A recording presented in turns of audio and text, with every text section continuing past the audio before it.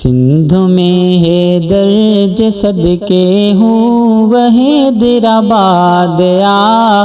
हिय मुझे मुर्शिद हुसैन जी हुसैनाबाद आ हिय मुझे मुर्शिद हुसैन जी हुसैनाबाद आ हाँ किए कराची कोटड़ी खां बेल मारे व्यो कंबर अजनबी ज़ादे जे सदके आ कंबर पहिरियों नंबर किए कराची कोटड़ी खां बेल मारे व्यो कंबर अजनबी ज़ादे जे सदके आ कंबर पहिरियों नंबर अजनबी ज़ादे जे सदके आ कंबर पहिरियों नंबर मटुन हिन मैदान जे में हड़े नसीराबाद आ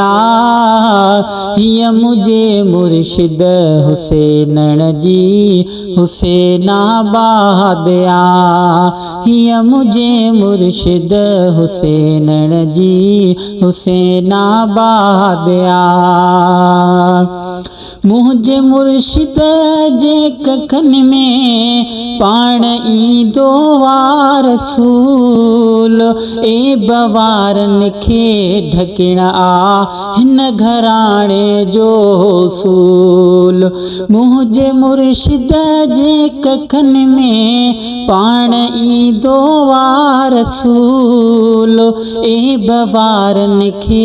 ढकिण आ हिन घराणे जो सूल ए बवारन खे ढकिणो आ हिन घराणे जो सूल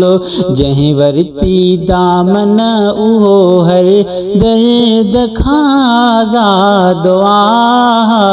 हिय मुझे मुर्शिद हुसैन जी हुसैनाबाद आ हिय मुझे मुर्शिद हुसैन जी हुसैनाबाद आ हाँ पाक पंजतन जे खजानन खे वंडींदो थो वते मुस्तफ़ा जे ख़ैर मां हिते गंज ॾींदो थो वते पाक पंजतन जे खजान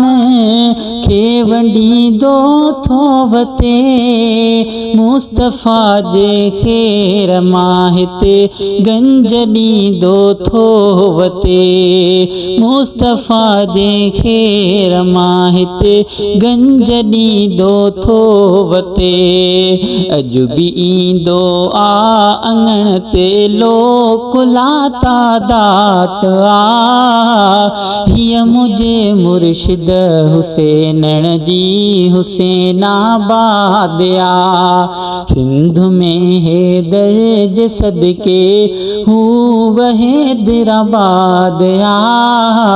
हिय मुझे मुर्शिद हुसैन जी हुसैनाबाद आ खणो हुसैन मीर हथड़ा अॼु हणन जे वास्ते हिन गुलाम नबी महेसर ऐं मिड़न जे वास्ते खणो हुसैन मीर हथड़ा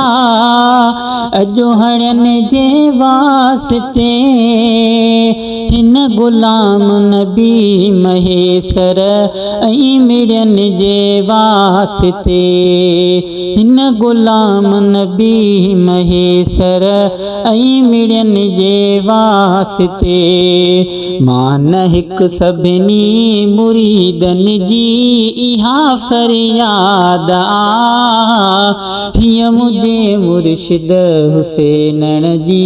हुसैनाबाद आ सिंध में हैदर जे सदके हूँ वह हैदराबाद आ हिय मुझे मुर्शिद हुसैन जी हुसैनाबाद आ।